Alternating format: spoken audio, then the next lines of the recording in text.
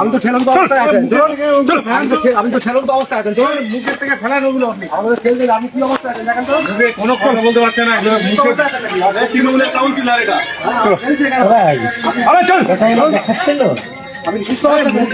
আপনি কি করছিলেন নিয়ে মেয়েদের নিয়ে?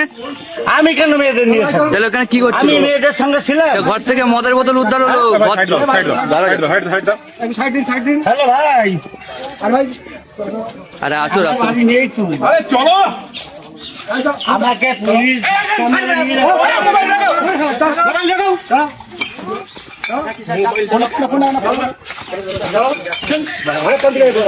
স্যার আমি যাচ্ছি, আমি যাচ্ছি, জানেন আমি যাচ্ছি, আমি যাচ্ছি, আপনি নিয়ে গেলে কি হবে?